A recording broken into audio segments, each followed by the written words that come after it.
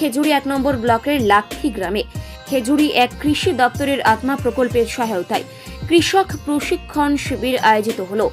এই এলাকার 30 জন প্রগতিশীল কৃষকদের নিয়ে আয়োজিত হলো এই কৃষক প্রশিক্ষণ শিবির। মূলত উন্নত পদ্ধতিতে ধান চাষ, মাটি পরীক্ষার গুরুত্ব, ধানের বীজ বপনের পূর্বে বীজ শোধনের প্রয়োজনীয়তা নিয়ে আলোচিত হয় প্রশিক্ষণ শিবিরে। 19 জুন 20 জুন চলবে এই প্রশিক্ষণ শিবির। এই প্রশিক্ষণ শিবিরে উপস্থিত ছিলেন খেজুরি 1 ব্লকের সহ কৃষি অধিকর্তা রবি শঙ্কর দাস, উপ কৃষি অধিকর্তা জলসেচ ব্যবস্থাপনা পূর্ব মেদিনীপুর হেমন্ত নায়েক, উপ কৃষি অধিকর্তা ও প্রকল্প অধিকর্তা আত্মা কৃষ্ণা শীট, রাকেশ অধিকারী। এদিন ওই প্রশিক্ষণ পেয়ে রীতিমতো খুশি প্রশিক্ষণে আসা কৃষকেরা।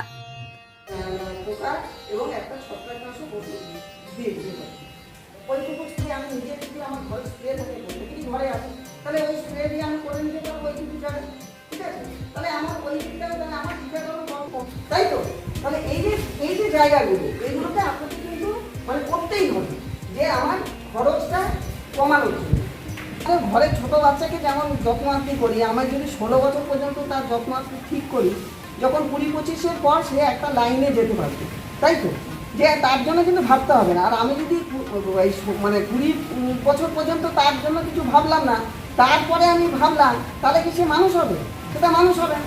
তেমনি গাছের ক্ষেত্রেও কিন্তু তাই, যে আমার যে যখন চারা অবস্থায় তখন গাছ নরম থাকে, তখন যদি আমি তাকে ভাবি, তার যত্নার্থী করি, কীটনাশক যেগুলো দিয়ে রাখি, তাহলে যখন গাছ শক্ত হয়ে যায় তখন কিন্তু কোনো পোকা তাকে আক্রমণ করতে পারবে না, তাই তো। সেই জন্য আমরা বলি চারা অবস্থাতে যখন তার গাছ নরম আছে। শোধন কীভাবে করা হয়, তারপরে জৈব সার হিসাবে কী দেওয়া যেতে পারে বলেছেন উনি, কিন্তু ওনার বক্তব্য শ্রী পদ্ধতি কী, কত বীজ লাগে, এগুলো কিন্তু বলেছিল। এগুলোকে ছোটো ছোটো করে নোট করতে হবে। তুমি যখন বলে যাবেন সেটাকে নোট করা করতে হবে, কারণ ওইগুলোই ঘুরিয়ে আমি কোশ্চেন ম্যাডামকে আমাদের জলসেচ ব্যবস্থাপনা শ্রী হেমন্ত নায়েক মহাশয়।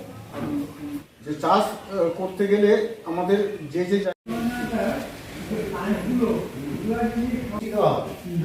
মানে চাষ যখন আমরা করি জেনারেলি হাল দিয়ে কত 4 ইঞ্চি 4 ইঞ্চিও করে না আজকাল, যারা হচ্ছে গিয়ে ট্রাক্টর পাওয়ার টিলার চালায় 3 ইঞ্চি বেশি তারা চাষ করে বলে মনে হয় না।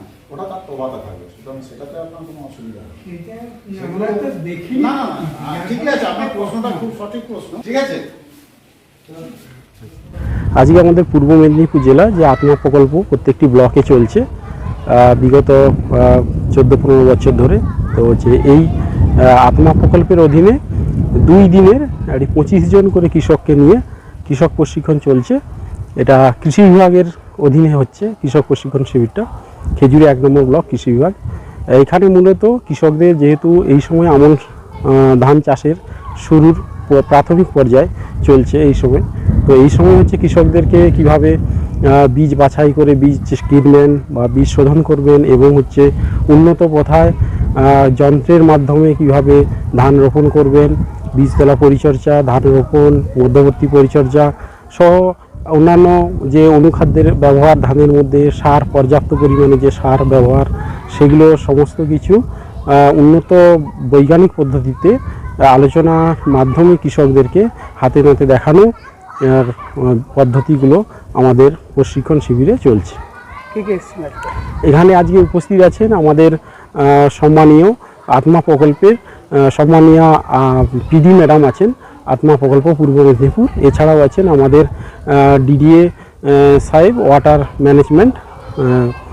এছাড়াও আছেন এই ব্লকের সহকৃষি অধিকর্তা মাননীয় রবি শঙ্কর দাসবাবু। এটি হচ্ছে খেজুরি 1 নম্বর ব্লকের লাক্ষী গ্রাম পঞ্চায়েতের প্রত্যন্ত গ্রামীণ এরিয়ায় একটি সমবায় সমিতি, লাক্ষী সমবায় কৃষি উন্নয়ন সমিতি লিমিটেড, এই প্রত্যন্ত এরিয়ায় কৃষকদের নিয়ে আজকের এই কৃষি প্রশিক্ষণ শিবির খেজুরি 1 ব্লকের অন্তর্গত লাক্ষী অঞ্চলের লাক্ষী কৃষি উন্নয়ন সমবায় সমিতিতে অনুষ্ঠিত হচ্ছে। মূলত আমরা 25 জন ফার্মারকে নিয়ে 2 দিনের প্রশিক্ষণ শিবির আমাদের যে আত্মা বলে যে স্কিম আছে সে প্রকল্পের অধীনেই করা হচ্ছে। এর মূল উদ্দেশ্য সেটা হচ্ছে যে চাষাবাদ তো আমরা সকলেই করি, গ্রাম বাংলার লোকেরা কম বেশি চাষাবাদের সঙ্গে যুক্ত, কিন্তু চাষের কাজের বর্তমান যে সমস্যা যেগুলো আছে বা যেগুলো বিজ্ঞানসম্মতভাবে কৃষকরা ফলো করেন না, অনুসরণ করেন না, সেইগুলোই নিয়ে এখানে আলোচনা হচ্ছে। যেমন বলা যায়, উদাহরণস্বরূপ ধরুন হচ্ছে ধানের বীজ শোধন, সেটা কিভাবে করতে হবে, বীজ শোধনের নানা রকম পদ্ধতি আছে। তার মধ্যে এই মুহূর্তে কোনটা সবথেকে উপযুক্ত, বিজ্ঞানীরা, কৃষি বিজ্ঞানীরা যেটা বলছেন সেইটা। আগাছা নিয়ন্ত্রণ, তারপরে বিভিন্ন যে পর্যাপ্ত পরিমাণে কৃষি বীজ ব্যবহার করা হচ্ছে, সে রোগনাশক হোক বা হচ্ছে কীটনাশক হোক, সেগুলোকে কমিয়ে আমরা তাড়াতাড়ি কিভাবে হচ্ছে ফলন পেতে পারি বা ভালো ফলন পেতে পারি, সেই বিষয়গুলো নিয়েই আজকে আলোচনা।